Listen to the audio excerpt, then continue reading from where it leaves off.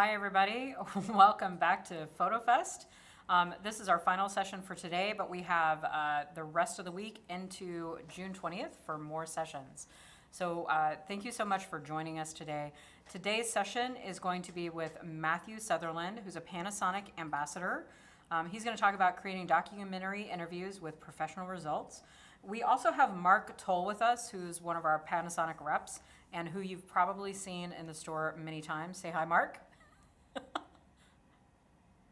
Okay, where's his audio? His audio should be up. All right, well, we're gonna get out Mark's audio sorted out in just a second. But today's session should be a lot of fun. It'll be our final session for today. If you have questions throughout this session, please feel free to post those on the YouTube page or your Facebook page, depending on wherever you're watching it. And we're gonna go through and ask as many of those questions as possible. So right now, let's head over to Matthew. And Matthew, why don't you tell us a little bit about you?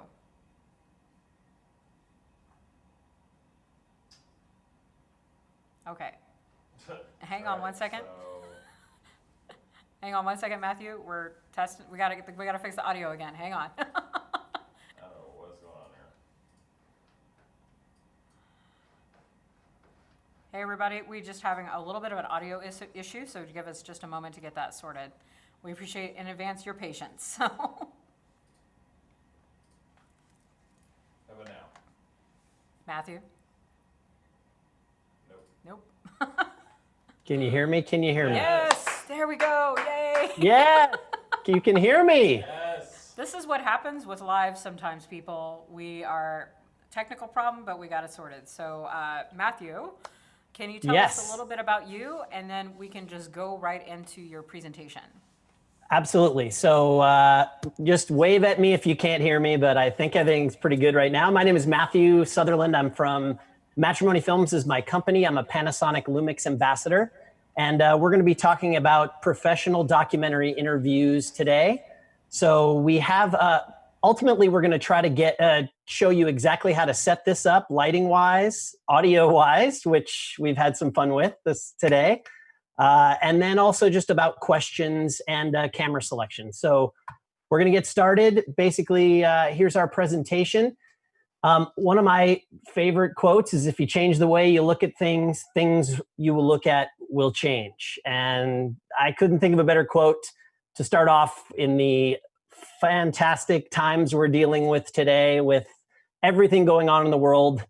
We all wanted to be in Seattle at Glazer's camera doing this presentation today, but here we are online, and we're going to make the most of it. We got a lot of cool things about it. So what kind of equipment will you need to make a documentary interview?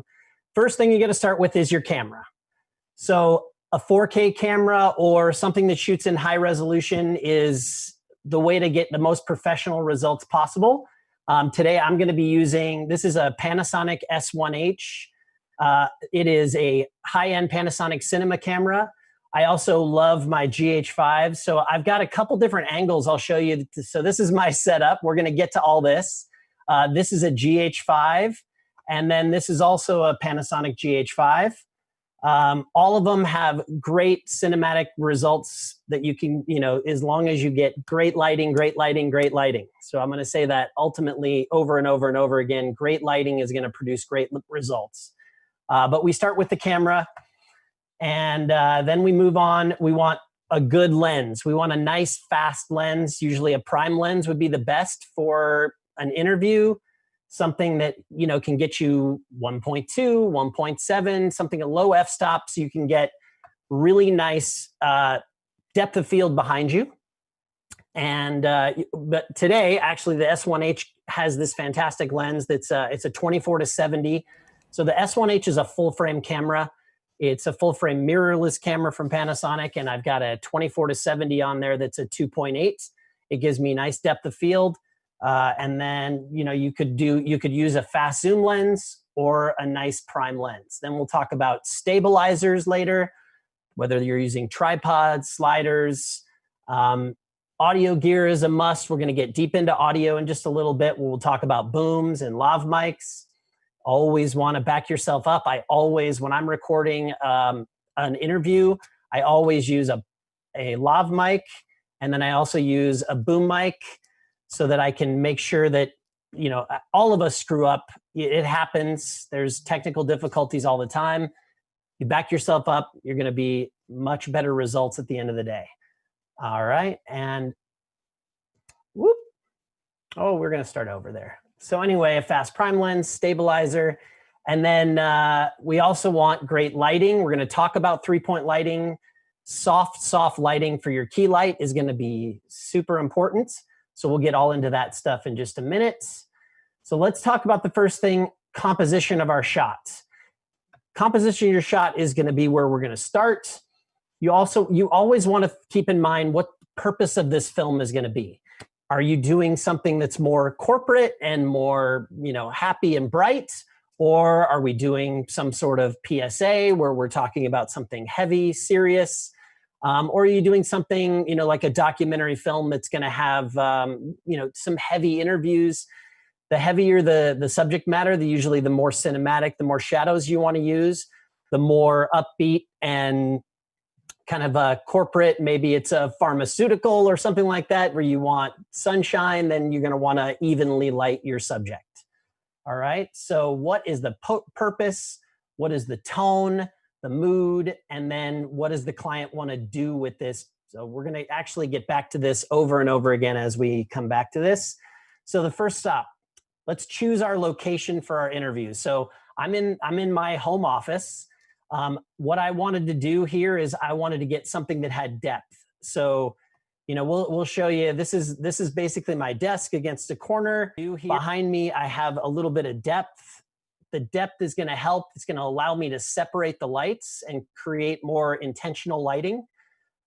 So something with depth is really good. And then also, we also want lines. So leading lines are going to help, something that's interesting, not distracting.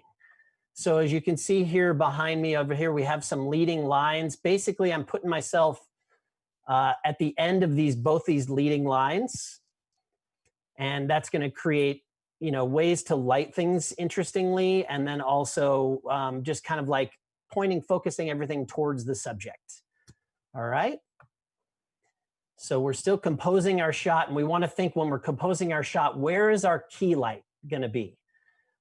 You've got to understand that your key light you got to have a place for it. And then also sometimes people choose to do an interview where they actually have a window light as their key light. And a thing to remember about key light is the larger the surface area, the softer your light. So a window light is usually good lighting, but not really for an interview. And the reason why is basically clouds can move through your shot and cover the sun. So it can make it darker, lighter, and you never know what soundbite you're going to want for an interview. So you basically, you want to make sure you don't use a window light. You want to have intentional light so that throughout the whole interview process, you might be able to grab a soundbite from the beginning, the middle, the end, and you don't know what order you're going to put them in. So you don't want to have all of a sudden cutting back to a shot and having to either readjust your light in post, or you have a shot that's darker or lighter than the one before.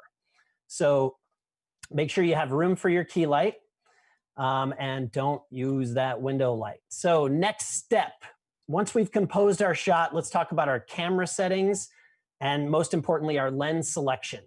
Okay, so we talked a little bit about the prime lens. A nice portrait lens that gives you good depth of field and has a low f-stop is really key. Something that's going to be able to look cinematic. As you can see, I'm using the GH5s with, you know, like not as fast a lens. I wanted to show more. In these shots back here, I'm going to show the lighting setup in just a minute. But this is going to look a lot more cinematic. And then on my ISO, I don't want to go too high of an ISO on my camera because I want the lights to do the work, not the camera to do the work. And the higher the ISO, the flatter the light is going to be. Okay. So we got a good lens. We've got a low f-stop. We got to make sure our color temperature is set. So we'll talk in a minute about like one camera or two cameras. Sometimes an interview is only going to be done with one camera, and that's the simplest way to go. You can really light it nicely. But on a second camera, you're going to have to be very, very careful about where your lights are put. And then do you want that camera to slide or not? So basically, set your color temperature for your cameras right away. So you've got a nice key light. I've got all of my cameras are set right around 5,200 Kelvin right now. So everything, like my color temperature on my skin tones are consistent. And then I'm gonna dial in my lights accordingly. So we start with the color temperature on my camera. I don't wanna have, if I've got more than one camera, I don't want two color temperatures. I wanna make sure that everything is really simple. The simpler you are, the less post-production, the more money you save in post, right? Okay, so we've got our color temperature dialed in. Now we have to decide, do we want a second camera? And if we do, is it gonna have movement?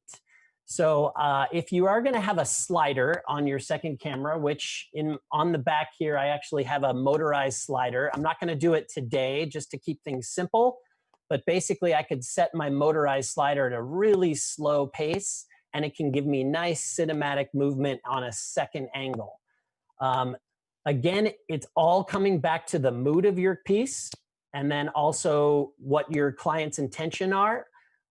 If sometimes people overdo it with camera angles and sometimes the mood, the intention, you want people looking more in the camera, more focused, depending on the subject matter. But if you have the ability to use a second camera, it does allow you to make nice cuts in editing. You can cut out all my ums and uhs in editing if you have a second camera, and you don't have to just cut to B-roll or cut in post. But you basically have a second camera you can always cut to, and then it can drive it. It can keep it a little bit more interesting. It can really move the pace of it along. You make your interviewer, who's typically, especially in a documentary, not an actor or a professional speaker probably, but you can make them sound a lot better and they will thank you for it in the end, especially a corporate client. All right. So a sliding second camera, I would definitely encourage. That would mean, you'd probably either want a camera person or you'd want a motorized slider. But if nothing else, a static second camera that's maybe closer or sometimes wider would be good. So again, what is the purpose of your film? What is your tone? What is your client's intention?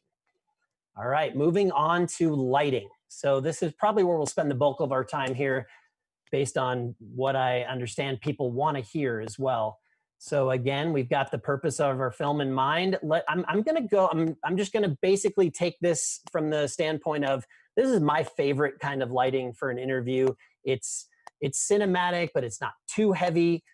We'll talk all about the different kinds of lighting here in just a minute, but we're gonna go off of how did I build this setup. So we're gonna basically expose for the background first. Sometimes it's really interesting to have a window in your background. It'd be nice. We're in the middle of the day and it's gonna turn a little dark over here, so I didn't use the set where I have a light in the background. But if you are gonna use a light, like a window light in your background, can be a really interesting way to have a practical light. You're gonna wanna expose for the window light first and then dial your key light in after that, because you don't want the worst thing that like when I see a documentary interview and the subject is perfectly lit and then the window light is blown out, or you see trees through the window and they're blown out, it's the production value is not as good. You want to see everything exposed properly in that window light, and then you're going to light up the face as much as you possibly can. So that's exposing for your window light first, then your subject. So we're going to talk about the types of lighting choices for our subject right now. So the nicest, kind of most flattering type of lighting would be Rembrandt lighting. I'm going to cut over here I have a couple samples for you here. We'll see. Hopefully this is going to... Okay, so Rembrandt lighting is basically where we've got a well-lit main side of the face, and I always put the shadow on camera side. So my dominant side of the camera is going to have the shadow, and then my off-camera side is going to have my key light, and that's going to give me a more cinematic look than something that's flat, where I light it from maybe both sides. And I have my fill light here that I can show you. This would be a more flat lighting. It's not flat in the sense that it's uninteresting. There's still shadows, but it's flat, meaning I've got about even light coming from both sides. But a Rembrandt lighting is going to be a little more flattering, a little more cinematic. And basically what we're trying to achieve is to get a little bit of light here on this cheek. So I'm going to cut over here. This is my sample where you can see basically an upside down triangle on the other side of her face, on the darker side. That is called Rembrandt lighting, and it's done very well in this image. We're kind of duplicating it here in nearly, I don't have as long to set that whole thing up, but basically that's basically what we're going for, is Rembrandt lighting. And then the other options we have are, here is our flat lighting. This also is it's interesting. We do have a little hotter spot on one side of her face, but it's a flatter image. This would be more basically like a commercial for a furniture store, something like that, where it's flat lighting, it's even on all sides, not a lot of shadows. And then this is what we call butterfly lighting. So you've got it's lit from the top, and it's coming down on top of her face. It gives a little butterfly underneath her nose. They use a lot of this in like film noir back in 30s and 40s. And then this is actually broad lighting, where the dominant light is on the camera side and the shadow is on the off side. Still a nice choice. The question is, what is your intention? They're all professional, they're all nice, but let's be intentional about our lighting, right? Okay, let's go back to our... So we are going to start with Rembrandt lighting as the purpose for what we're going to go for here. We've got our key light. So I'll show you here. This is my key light. It's from Lights in Motion. This is a CLX10 from Light in Motion. All the lights that you see here, you could talk to Glazers, and Glazers is going to have the ability to, have all of these lights available that we'll talk about today. I'm using a key light, and as you can see, I've got a T-shirt over the top of it to soften my light. So I have a light box on it, a soft box on it to soften the light, and I actually have a T-shirt. And basically, here I'll show you the difference. It's really softening that light. You can take the T-shirt off, and it's definitely a little more harsh. I would obviously dial it down if I was going to not use the T-shirt, but it's still a little hard. And when I pop the T-shirt on top, cover it up, it softens the light really nicely, and I can just dial it up just a little bit, and it comes in really nice and soft. So I keep several white T-shirts around to use as soft boxes, and believe it or not, they work really well. I've actually got one over the top of my fill light here as well. And soft boxes are fantastic, but if you're on a budget, a white T-shirt, and you could try both. That's what I'm doing over here on my right. So I've got my fill light here. If I wanted to be more dramatic with my fill light, I could dim it down. And if I wanted to flatten the image or just kind of enhance it, I can dial it up. So I've got Aperture MC lights. So Aperture is a great company, and I know that Glazer camera has tons of Aperture lights available as well. I've actually got all the rest of my lights that I've got 4 Aperture MC lights that I'm using right now. One of them is my fill light, and then the other ones that are coloring the background. And what I love about it is I've got them all dialed in on my phone. I basically can turn them on and turn them off from my phone. And I can up the intensity, lower the intensity. So basically I do a lot of stuff where I'm one-man shoot. Maybe I have an assistant with me, but typically I'll be a one-man game. And I want to make sure that I have everything really, really easy at my disposal. I can turn them on and turn them off on my phone, nice and easy. And I can dial in the color and all that, and we'll get to that in just a second. So we've got key light taken care of. The fill light we talked about, where our fill light has basically the other thing about a fill light that we want to make sure is your fill light is going to typically be, and there's all kinds of rules, and then you can break all the rules, but just so you understand, a fill light is probably going to want to be as close to the camera lens as possible. So you can see I've got it, this is my S1H right here, and then I have my fill light right next to my lens right there. So I have my key light about 45 degrees off center and about 45 degrees up. So I want it up and off center to create a nice shadow, but then I've got my fill light just off the side of the camera lens. All right. And then hair light. So I've got a hair light. I actually have a light in motion. This is a light in motion portrait set that I have where I've got my key light and then I've got a hair light up there. I'm going to turn off that. You can see the hair light is giving me this little light on the back of my shoulder here, and it separates me from the background really nicely. If you're, depending on your budget, obviously, like not a lot of people, some people will just do a documentary interview with one light, one key light. Maybe they'll even turn on their car headlights and use the car headlights. Better bring a white t-shirt though to cover those car headlights. But as long as you have the budget, a hair light is nice. Ideally, I'd have it, you see if I lean forward here and I turn, I don't love this yeah, there we go. Basically it's just on my neck here and I don't see anything, there's no shine. And if I had a makeup artist, she would take that shine away as well. But we have our budgets as well. But basically I'm gonna let you see, this is my background setup here. This is the key light way up here. And I'm coming up, I'm gonna turn off the key light.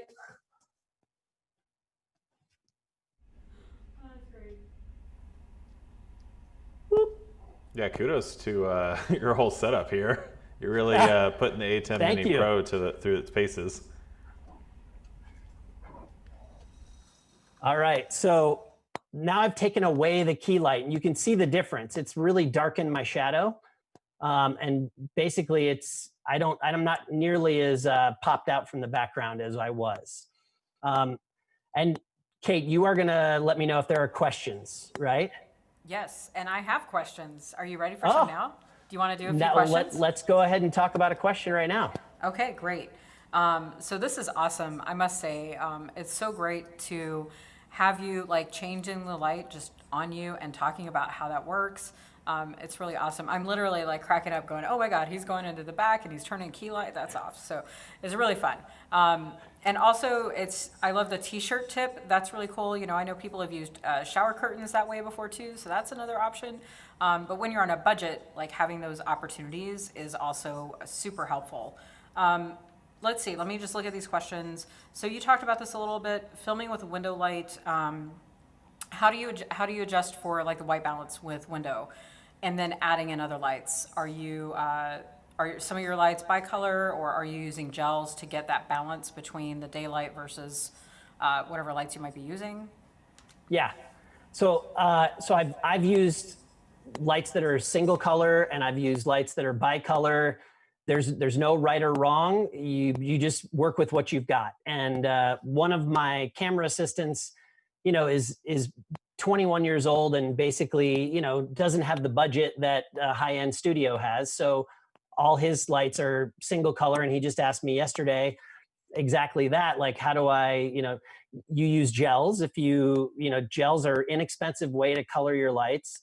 As you get your budget's a little higher, BiColor lights are going to just make everything so much easier. Looking more professional and easier, because then you don't have to mess around with the color temperature on your camera all the time. So everything I have here is BiColor. The light in motion key light is daylight. So that's a daylight one. But I've basically balanced my color temperature on my camera to my key light. And then I dial in the color temperatures of all my other lights. So. And you're also injecting some color with the Aperture MCs, because those are not just BiColor, they're also RGB. So you have the opportunity to infuse some fun color into the background, or even as a rim light or something like that with those lights. which is yeah, and one I'll of the show things you I right love about here this. what I love about these Aperture MCs is, yeah, I mean, I can make that background any color I want with just with the touch of my color dial here. I basically just slide it up to whatever color I want. I want something, you know, it changes the mood intensely, and Exactly. it's just fantastic. Yeah. Great way to color the background. And as you can see, it doesn't have anything to do, like I'm totally separate from my background lights. Yeah, it just adds a nice a little tone and, like you said, mood and color. It's just really nice. Yeah, and I'm kind of going with like a teal orange setup Yep, here I love right it. now, but you know, that can change with mood and intention of my client. The other thing I have there, obviously, is Could you tell him that he's being very distorted? Hey, Matthew. I actually. Matthew, we've got some distortion coming through on your audio. We do? Oh, we Yeah. do? How's this? How's this? Not Everything so okay? great. Distortion right now, or am I okay? Can't hear Kate, but Oh, there we go. are we okay? That's Yeah. better. There we go. I'm not sure what happened right there, but it was just a little bit of distortion. I think audio is being cranky right now. So. Everything went too smoothly Well, for the and rest of the sessions. And I'm running around like a maniac as well, so that's You are a little that's bit, part but of that's it. okay. But what I've done here is I've got one of my Aperture lights back there that's orange. I've basically got an orange color, and I turn on the practical to kind of make it look as if the orange is coming from the practical. The practical is not giving off much light at all, but Significant delay now. it's kind of a nice way to kind of make it look as if that's where that orange light is coming from, and it's hopefully not too distracting, and you know, but just another option.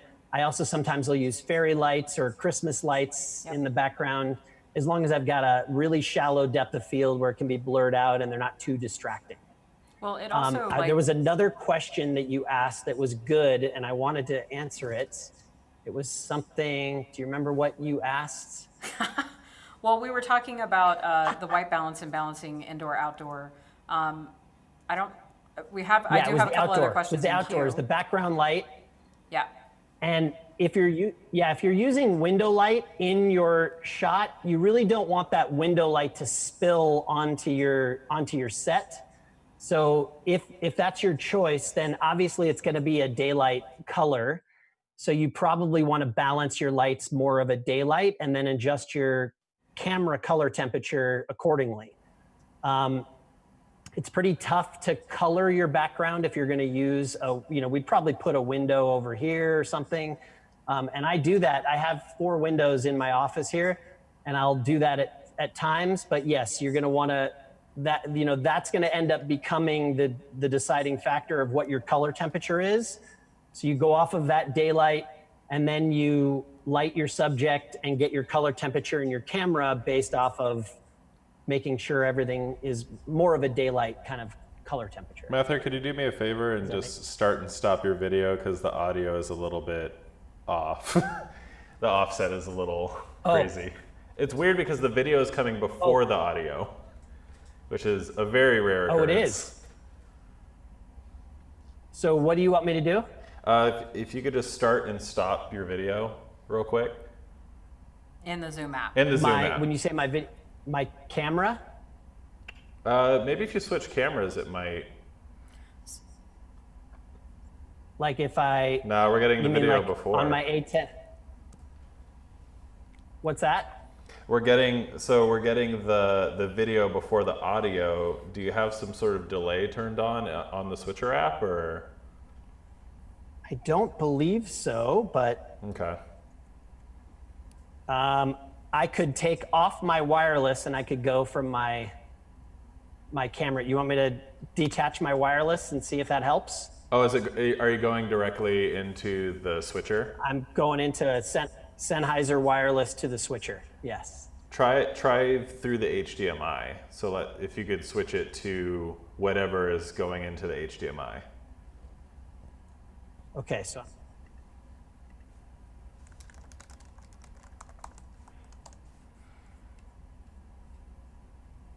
Nothing at the moment. Well, that'll take a second. Yeah. Thank you, everyone, Yeah, for your patience with the technical difficulties. Yeah, thanks so much for your patience. We're going to get this sorted out in just 1 second. Like I said, everything went too smoothly today, so it had to be the last session with poor Matthew. Okay, so this is a microphone on my computer. That'll do. Yeah, let's roll with it. It's working. There's no delay anymore. So awesome. Okay, So we're good. a couple of quick questions, and then we're Yes. going to get back into it. Okay? Sound good? Yep. Okay. So you mentioned sliders. How long of a slider do you typically use? I have a 24-inch slider because I like to be mobile. Now, again, there's all different options and all different lengths, but a 24-inch is basically, about this long, and I can fold it up. And I actually film all over the country when Panasonic sends me all over to shoot different behind the scenes and interview stuff. So I want to be able to put it into a suitcase and be able to take it with me wherever I go. So I use a 24-inch slider. The idea is it just gives me enough you just need the 3-dimensional space to move, and just a little bit of movement is plenty to get. Now, obviously, if we're doing a short film or even a more professional documentary where we've got the ability to have a little bit of higher budget, a longer track is going to help, but it doesn't always help too much to have a longer track. A bigger track just tends to get in the way, and so Okay. I like my 24-inch slider. No, that's great. So you talked briefly about some people might do an interview with just one light. And since a lot of folks are on a budget, especially as they're getting started, what would be your go-to setup for one light interview setup? One light interview, I would honestly probably just use my Aperture MCs. An Aperture MC is $90. And as you can see, this is my fill light here. I love my Light in Motion CLX 10. It's super high intensity, and so it can do something simple like close key light, and I can also light it up as if it was, like the sun. So if you had a bigger budget, something like that, and this is all full waterproof system as well, so you can put it underwater. But if you're on more of a budget, these are $90 each. And I can even, you could use this as a key light, or you can color it. I just love the versatility of these. They actually are magnetized as well, and you can put them against metal and they'll sit there, and fantastic. Yeah, that's become a go-to for me too. I bought one a few months ago, and it's sitting in my bag right now because I actually talked about it in the previous session we just wrapped up. One more quick question, and then we'll move on to other stuff. How would you light a conversation with two people? With two people in the same shot, basically? Yeah. So you really need, if you're going to have two people, you really have to think of it as two different interviews, and you have to light them separately. So I tend to not do that just because there's complications that come in. I would rather interview them separately. Sometimes what I find when you have two people is one of them is going to dominate the conversation. So it's as much a content answer as it is a lighting and technical answer. Just because I want to be able to connect with that one person and ask them questions, let them talk, be ready to listen so that I have some follow-up questions for them. And even if, you definitely have people who are not professional speakers who will rather not be on camera at all and will happily let the other person do all the talking. Now, if you do have to light two people, then yes, you're going to have to separate them, and you're going to have a key light for both people. And whoever's the further one from the subject, that key light's going to probably be more intense, and you're going to want to have barn doors to block the light from each other. But if you want to do a professional job on lighting two people, you need two key lights. Okay, that's a great answer. I don't want to dive too much deeper into that because I know you have more to cover. So let's go ahead, and then we'll have some more questions later, I'm sure. Sounds good. Okay, So getting back to, so we saw the hair light, which is now missing from me. I'm going to leave it off for now just because I don't want to run away, but we'll move on. And we talked already about our background lights. So we have our lights that are totally separate and they're lighting our background. I'm not afraid to mix colors, and you can even put gobos or designs in front of your colored lights to give you patterns on the wall. What I loved when I was first learning basically how to do this really professionally, one of the best pieces of advice that I got was, once you have your key light and you want to make sure you don't spill it onto your background light. So let's see, I've got my key light and I'm going to try to turn off all my other lights so that you can just see what it looks like without a background.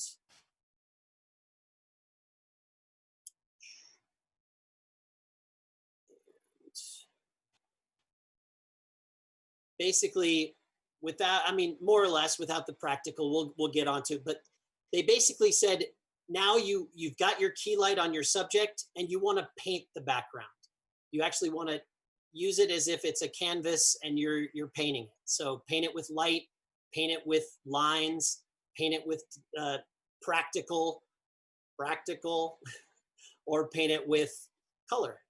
So really be intentional about your background and you're going to get some seriously professional results. Okay, so now we'll move on. Let's talk about audio now. Obviously, audio is as important as video, and we are noticing that right now. There's nothing more frustrating when you're watching a workshop and you can't hear it, right? Yep.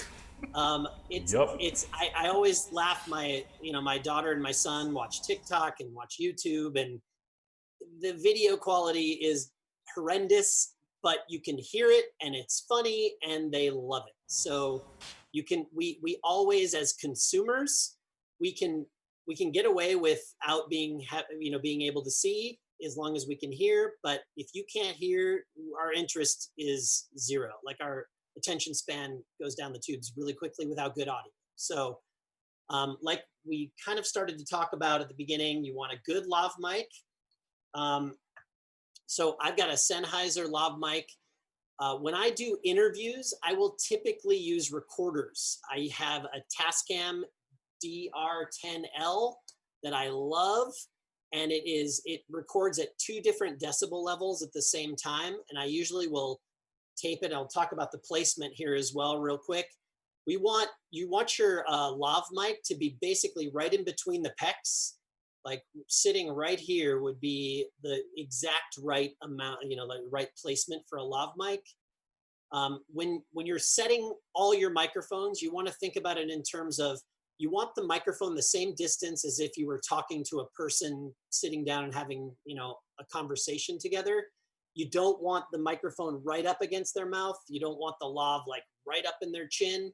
You want it about 2 to 3, 2 feet away from their mouth. That should be the right amount of distance. And then you won't get popping, you won't get feedback as much. So I have a lav mic here, and then I'll typically place one underneath the shirt and I'll tape it right in here. So that's right between the pecs. That's the perfect spot for a lav mic. And then I always do a secondary mic where I'll have a boom mic.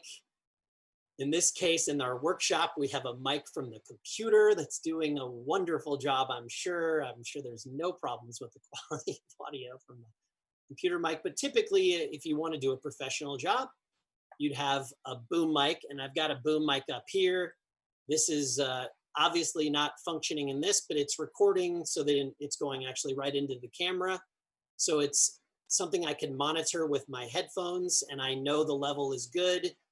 And then, sometimes they'll be popping from this, but there won't be popping from the lav. So you've got, and you never know during an interview, especially a documentary interview, when one of the audio sources might have an issue, and you might have gotten the exact right question with the exact right answer at that moment, and you want to make sure you're backed up. Okay. So boom mic, same thing with the placement. I love Rode boom mics. Rode is a great job. Asden has some really nice boom mics.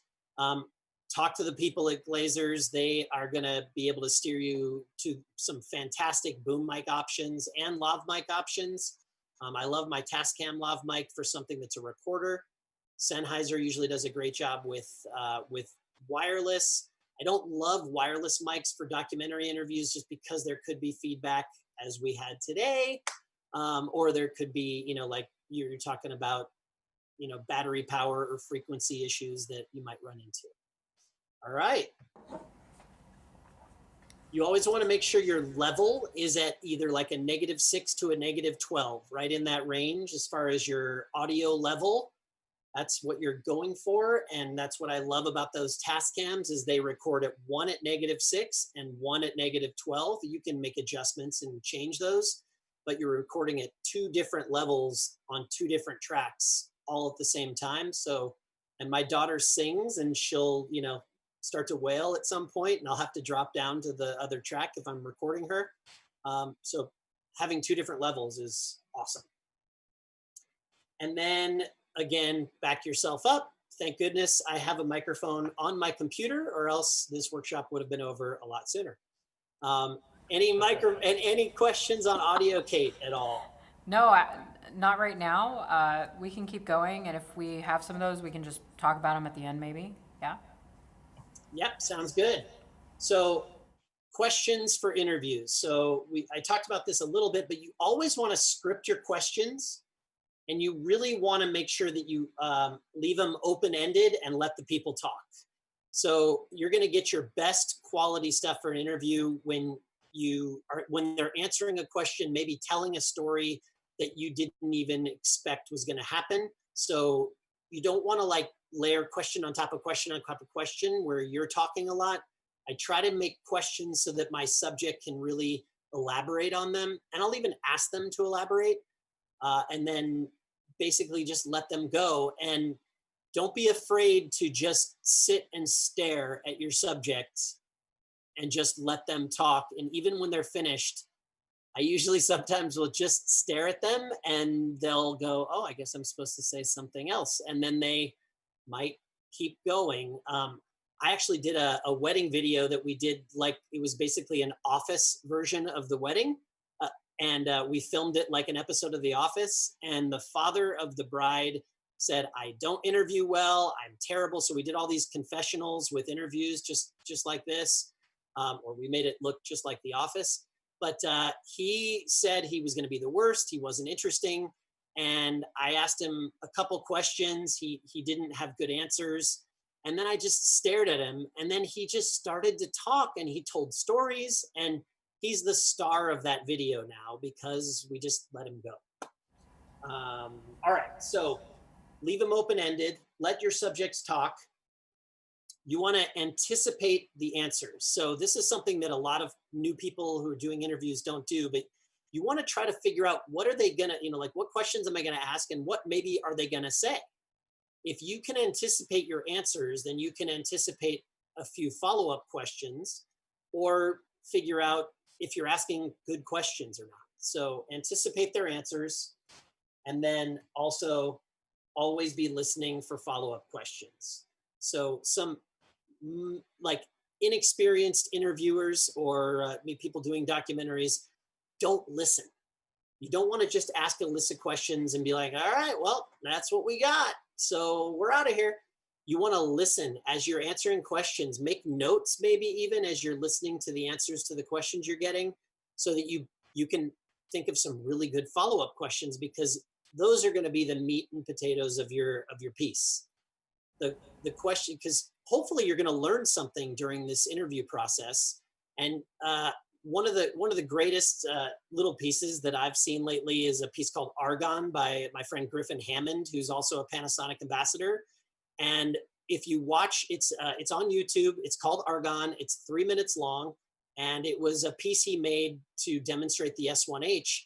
But what's great about Griffin is he listens and he learns, and while he's learning, he's figuring out what his documentary is going to be about. And you find out during the interview process, It was actually about neon lights in the city of New York.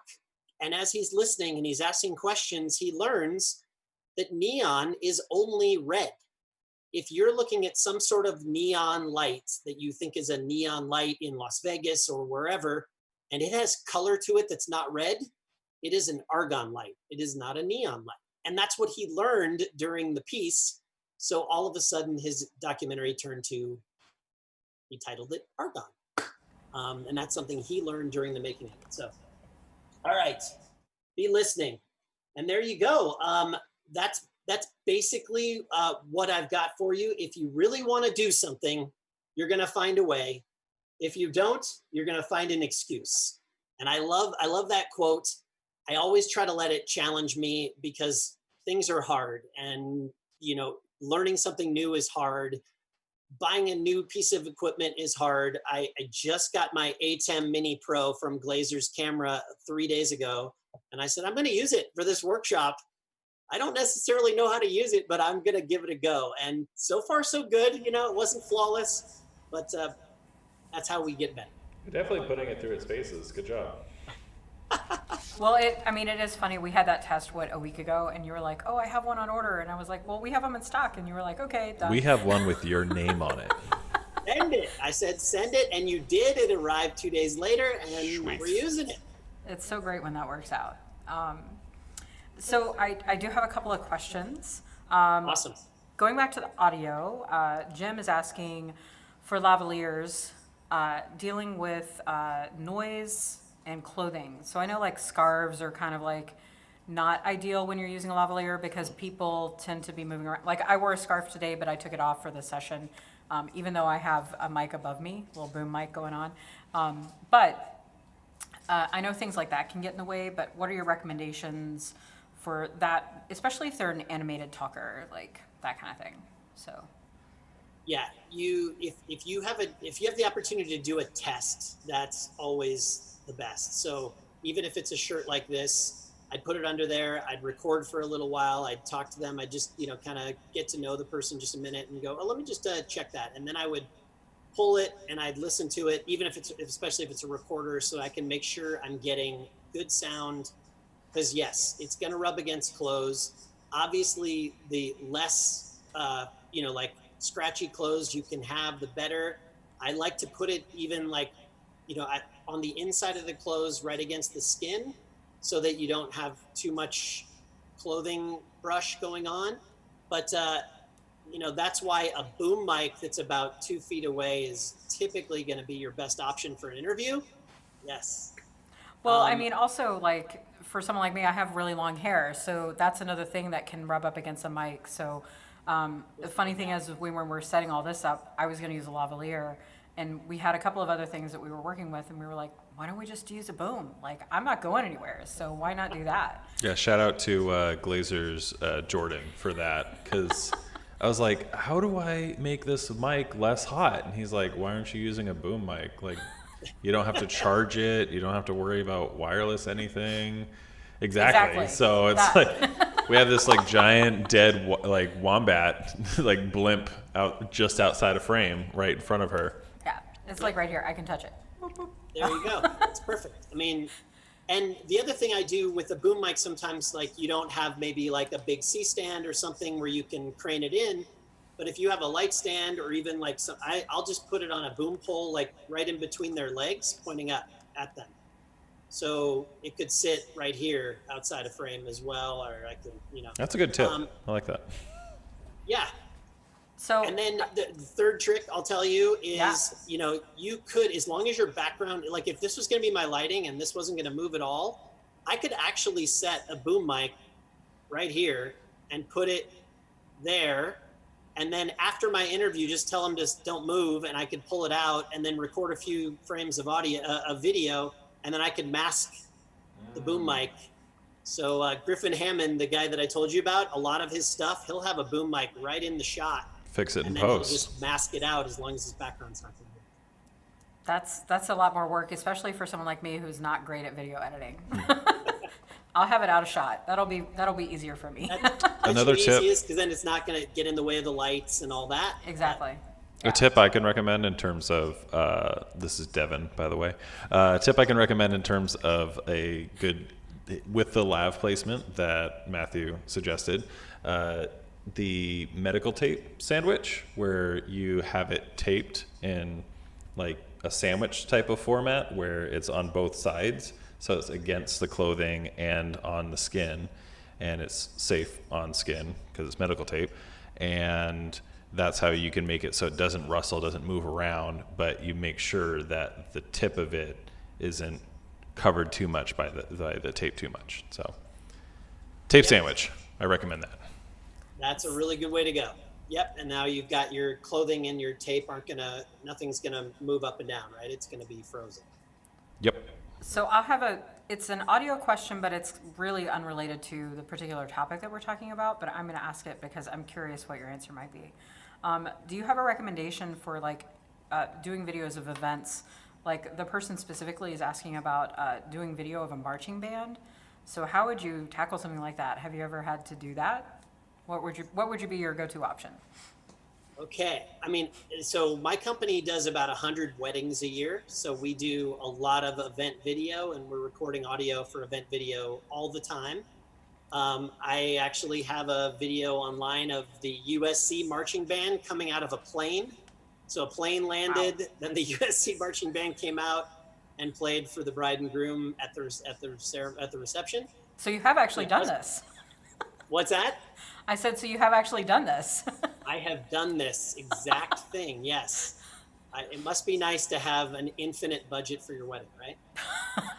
So my best option would be just basically a good boom mic on top of camera. So I use this Azden boom mic, and I can let you know what the model number is. I apologize, I don't exactly know what the model number is, but it's a Azden mic on top of the camera. I can adjust the level. So my S1H has basically a hot shoe with 2 XLRs. Panasonic makes this great adapter, and it actually has a mount for a boom mic right on top. Nice little like foam microphone cover right, like just like that on it. And that actually did a fantastic job. Now, actually, you also want to be monitoring this audio because you don't want to be right inside the tuba, and you don't want to be right up next to the drum, or you're going to have issues. But basically, if you're staying a good 10 feet away from, these instruments, you should be able to get a decent level, or you can dial down your level on an adapter like that. It's challenging to say the least, right. But a nice boom mic on top of the camera should be able to handle that. Okay, that's awesome. So going into the interviewing, so do you do any interview prep? Do you pre-interview the people that you might be taping those interviews of? Or do you think it takes away from their spontaneity? I've done some videos where I've asked the question, so I've been the interviewer, and I found it's helpful if they maybe have the list of questions in advance so they know what we're gonna talk about. But what is your take on that? What's your process a little bit more deeply on that? So yeah, and a lot of that's going to depend on the situation. Obviously, if you have access to that, I think if you can give your interviewer, the interviewee, the questions beforehand, you should be in good shape. You have to know who you're talking to as well. Like, Kate, you're a great talker. I would probably not give you the interview questions. I would want you to be spontaneous because I know you're going to be a great talker. Hopefully. If you have someone who is going to be like, I don't know what to say, I don't know, then giving them, so I would do a pre-interview with the person to try to get a feel for, can they talk? Can they not? Is this going to be uncomfortable? So you really need to know your subject. Some people, you just want to kind of get a more spontaneous answer. You don't, certain people, if they know what they're going to say, they're going to sound like they're giving a canned answer, and then you don't want that. But you don't want your subject to be totally uncomfortable and not have any idea what to say. Right. So you got to feel it out. But I've done both, and then I also do legal videos. I do like legal day in the life videos, where there's been a very, for personal injury lawyers. and there's been a traumatic experience, and this is not something I want to or am allowed to discuss with them beforehand, we're going to go through that interview once and only once. And I just have to have a really good list of questions, and I have to really listen, because it's always going to be emotional. We're talking about, they may have lost one of their children, or they may have had some sort of an injury that's been debilitating. So it's a really sensitive topic. So with that situation, it is a one-shot deal, and once it's over, we all need a few days to recover. So That those sounds are pretty heavier, intense. obviously. Hopefully, we're doing subject matter that's not so heavy. Yeah. And yeah, you could definitely, I like it spontaneous, and I have confidence in my ability to interview someone that I'm going to want to have a conversation with them. So I think maybe as you're starting out, you might want to, make sure that you know what the answers are to the questions. But as you get better at interviewing, I think being spontaneous is ultimately going to give you a better end result. Yeah, that's a great response. And I think honestly, like my background's in portrait photography, and a lot of that same thing applies. Is, I'll have a meeting with someone and talk about what are their goals, what do they want out of the session, and that's kind of the get to know you. And I think you probably do that when you're planning these interviews, is getting that sense of, okay, I need to spend more time with them, or more prep, and this can be more spontaneous with that person, like that kind of thing. So it helps being a people person, and being able to pull things out of people is also another skill set, I would imagine, right? Yeah. And if it's something that your budget can handle, then maybe you have someone, if you're not a people person or not a great interviewer, you have someone come with you who is a great interviewer, who can connect with somebody. And make sure that they stand, or sit right off camera, right near the lens, so the eye line is intentional. The last thing you want is, someone, you're disconnected if they're looking at the wrong eye line. Yeah. I'm already battling with the Zoom, like looking at you on Zoom versus looking at the people who are watching. It's a different feel for your interview based on where they're looking. Right. Well, there's a really big TV right here. Yeah. And when you're talking, I keep looking up at it, but I know I have to come back here. But I keep doing this, but I go back. I try to put your face as close to the lens as possible. Yeah, and I mean, it's a great point. Like the closer we are to the lens, the more connected our audience is with us. Absolutely. Do you have more of a slideshow, or was that's it? We're good. I mean, I do have some sample pictures, but I feel like we've covered everything. Yeah. I feel like the questions are better if there's anything anybody else wants to see or wants to hear. That's all I got in the queue. It was very concise. Yeah. Good job. That's fantastic. Thank you very much. much. I learned a lot. And I know Devin probably picked up at least one thing. And then he had more to interject. Just trying to help. He's just trying to be helpful, that's all. But yeah, no, that was fantastic. We'll wrap it up then. I'll take a moment to thank you, Matthew, for being with us. With this whole programming for this week, we really are trying to bring a wide variety of topics. And I love that we're adding some video and filmmaking and all of that kind of stuff into the mix as the store continues to expand its product line.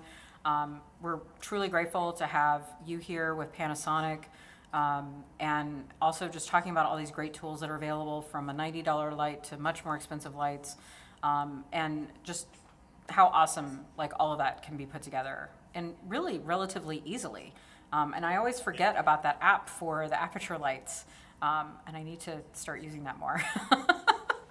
It's awesome. I mean, being all by myself, I use it all the time, and I'm constantly like seeing what it's doing behind me. But I'd love to just do a quick shout out to Panasonic for sponsoring this for us.